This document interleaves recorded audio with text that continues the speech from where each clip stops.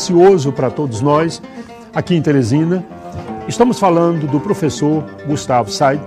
O Carlos Said tem uma sorte enorme, tem um filho, um só não. Os filhos do Said são pessoas muito decentes. Mas o Gustavo é um belo professor, um belo escritor. Chega aqui, Gustavo, meu irmão. Tudo bem? Seja bem-vindo a essa Prazer. casa. Sabanque. Obrigado. Bom, o Gustavo ficou aqui assistindo ao programa e naturalmente rindo, porque acho que ele nunca viu uma coisa mais desarrumada do que isso aqui. Mas eu acho que isso confere também uma espontaneidade ao programa, não é? Claro, eu acho que é a cara coisa do engessada, programa, não é? Sai um pouco daquela roteirização da televisão. Beleza. Bom, mas o garoto acaba de lançar um livro com o Carlos Said. E esse livro, eu insisto, só pelas fotografias já seria algo muito importante, porque Teresina é uma cidade com enorme carência de memórias. Gustavo, como é que nasceu esse livro? Me conte aí. É uma coisa recente ou você vinha pensando nisso há muito tempo? Bom, Sinésio, eu tinha, na verdade, a ideia de escrever esse livro desde 1993. Uhum.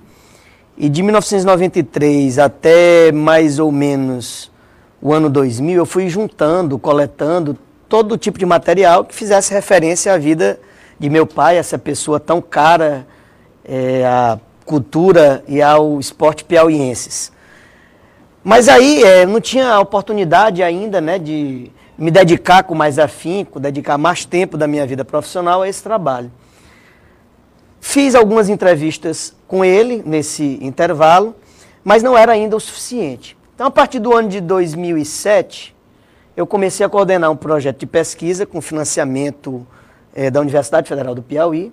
Esse projeto tinha por título História do Radiojornalismo Esportivo no Piauí, e com auxílio de alguns bolsistas de pesquisa, eu pude aprofundar alguns dados e algumas informações acerca da vida profissional do biografado.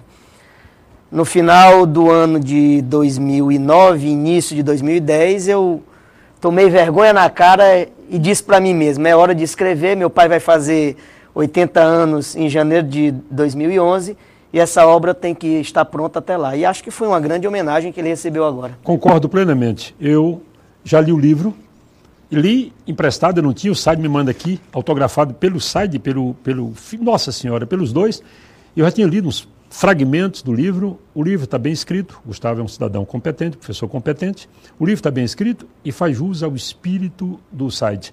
É verdade, eu acho que o Carlos Said, esse mito da radiofonia esportiva piauiense, o mito Magro de Aço, tem por característica exatamente isso, fazer as coisas com paixão.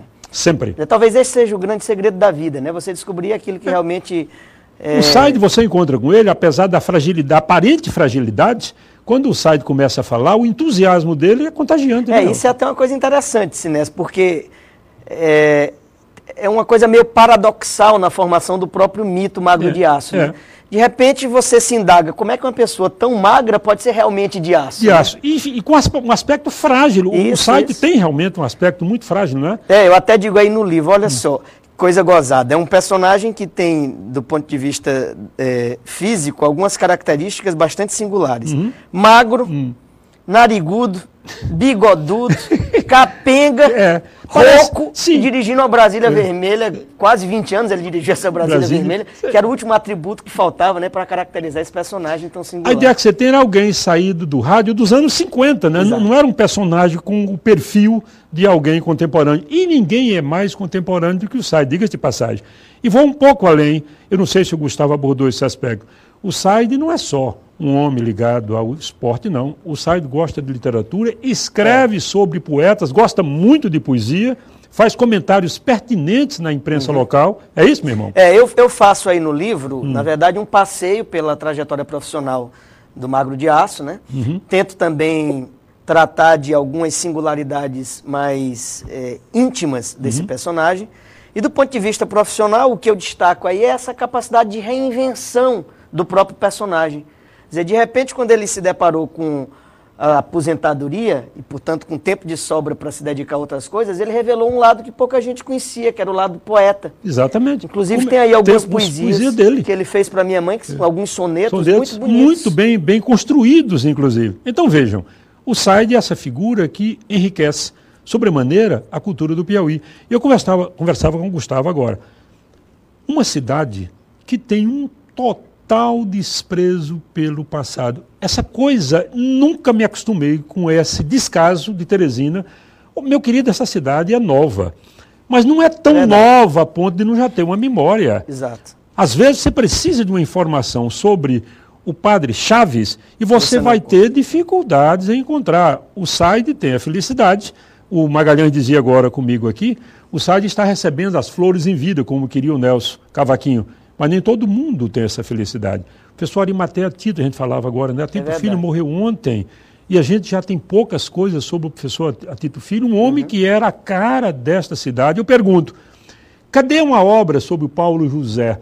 O Paulo José, o cronista social, me parece que o primeiro, ou um dos primeiros. Horóscopos também, né? Pois é, cadê uma obra sobre o Paulo, não é? Cadê uma obra sobre a Elvira? A Elvira já está precisando de que alguém escreva alguma coisa com ela. É verdade. Bem, viva o SAID que tem você como filho, e é uma alegria te receber aqui, garoto. Onde é que já se encontra esse livro? Está vendo onde? Esse livro está à venda nas principais livrarias de Teresina, Livraria Universitária, Piauiense.